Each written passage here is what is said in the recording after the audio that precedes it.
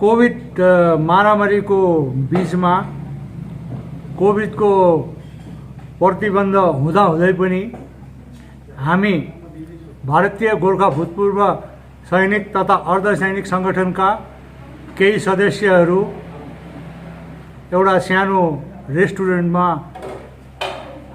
भोजन गर्न भेला भएर केही हाम्रो मनमा लागेको कुरोहरू अनि हाम्रो राजनीतिक परिवेशमा आइरहेको बदलावहरूलाई हेर्दै हाम्रो सङ्गठन चाहिँ भविष्यमा के कसो गर्नुपर्ने भन्ने बारे एक दुईवटा कुरोको छलफल गऱ्यौँ।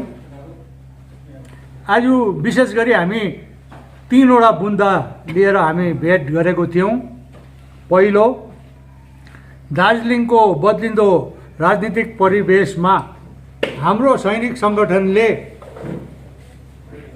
गोर्खा जनमुक्ति मोर्चा 2 जसको नेतृत्व अहिले श्री अनित थापा ज्यूसँग कार्यवाहक अध्यक्षको रूपमा आएको छ, उहाँलाई समर्थन जारी राख्ने गोर्खा जनमुक्ति मोर्चा 2 लाई हामीले सघाउने या गोर्खा जनमुक्ति मोर्चा 2 सँग हामी सहयोगी भएर काम गर्ने विषयमा छलफल गर्नु थियो।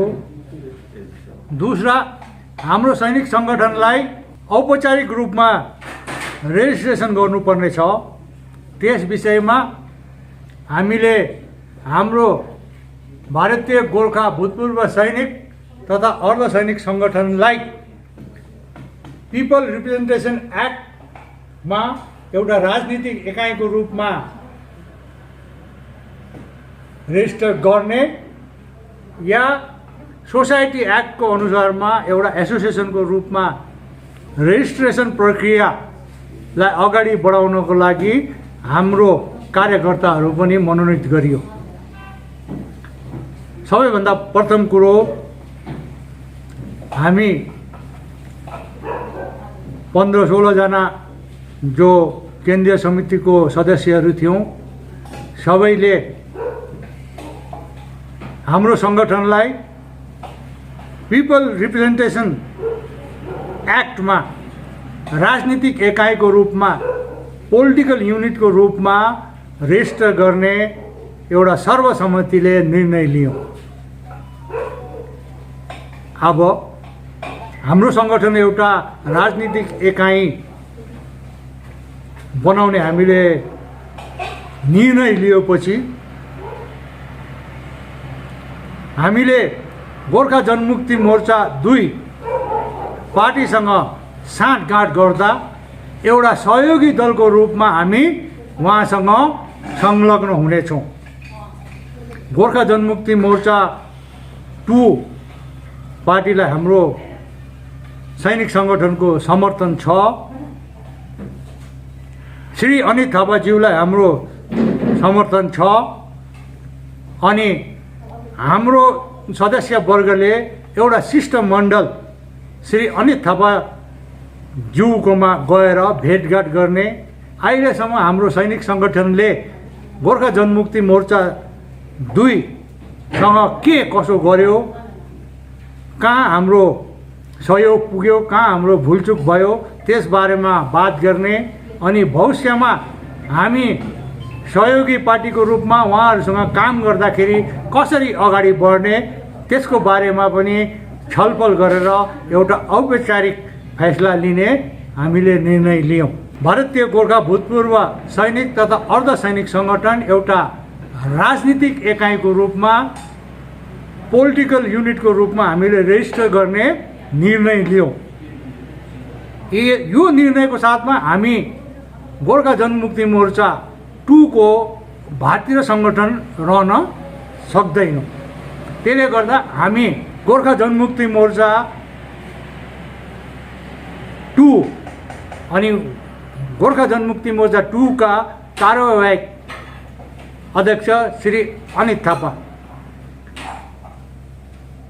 गोजो मोहम्मद दोईलाई हामी बहुत इज्जत गर्छौँ। उहाँको जति नीति निर्धारणहरू छ उहाँ हामीलाई मन परेको छ, त्यसैले हामी अहिलेसम्म भारतीय सङ्गठनमा थियौँ।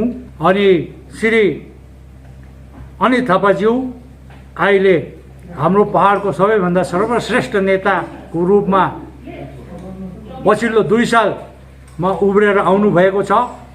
उहाँ खुद अगाडि आउनु चाहनुहुन्थेन, उहाँलाई त परिस्थितिले अगाडि बढायो अनि परिस्थितिले अगाडि बढाउँदा उहाँले आफ्नो क्षमता देखाएर हाम्रो पहाडको एउटा असल नेता अहिले उहाँ हुनुभएको छ। उहाँलाई हाम्रो सम्पूर्ण समर्थन छ। झन्डा यसको बारेमा चाहिँ गोर्खा जनमुक्ति मोर्चा 2 को कार्यवाहक अध्यक्षज्यू, उपाध्यक्षज्यू अनि धेरै पदाधिकारीहरू छन्। उहाँहरूले के विचारधारा गर्नुहुँदैछ, उहाँहरूको सोच विचार के छ, त्यस बारेमा मलाई आजको दिनमा केही पनि थाहा छैन। अनित थापाज्यूसँग हामीले काम गऱ्यौँ, श्री विनय तामाङज्यूसँग हामीले काम गऱ्यौँ। हामीले 2021 को चुनावमा धेरै परिश्रम गऱ्यौँ अनि 2020 को लकडाउनको टाइममा, 2021 को लकडाउनको टाइममा हामीले काम गऱ्यौँ। अनि जुन प्रकारले श्री अनित थापाज्यू अगाडि आउनुभयो, उहाँ म दार्जिलिङको नेता बन्छु भनेर अगाडि आउनु भएन। 2019 मा जब श्री विनय तामाङज्यूले जिटिए को बोर्ड अफ गभर्नरको अध्यक्ष पदबाट चुनाव लड्नका लागि इस्तिफा दिनुभयो, राजीनामा दिनुभयो, तब परिस्थितिले श्री अनित थापाज्यूलाई अगाडि बढाएर जिटिए को चेयरम्यानको चेयरमा उहाँ बस्नु पर्यो।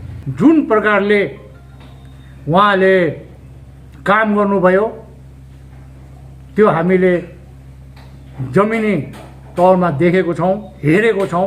किनभने म अनि मेरो धेरै एक्स सर्भिसम्यानहरू पनि त्यसमा हामी सम्मिलित थियौँ। आफ्नो ज्यानको, आफ्नो स्वास्थ्यको प्रवाह नगरिकन उहाँले काम गर्नुभयो। हाम्रो जति पनि दाजुभाइ दिदीबहिनीहरू कोभिड भएर त्रिवेणी हस्पिटलमा भर्ना हुनुभयो, जहाँ उहाँहरूको स्वास्थ्य लाभ भयो, उहाँहरूबाट हामीले धेरै फिडब्याक पायौँ।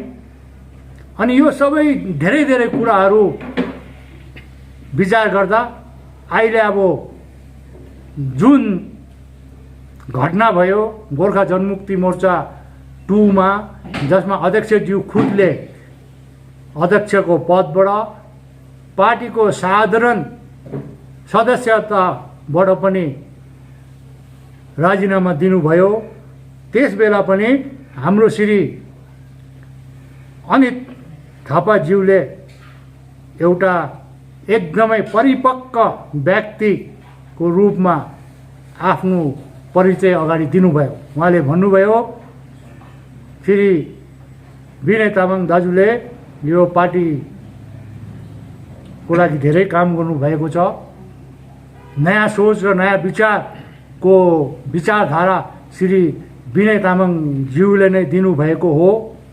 उहाँको विचारधारालाई सायद म कार्यवाहक अध्यक्ष भएर अगाडि बढाउन सक्छु होला भन्ने उहाँले विचार प्रकट गर्नुभयो।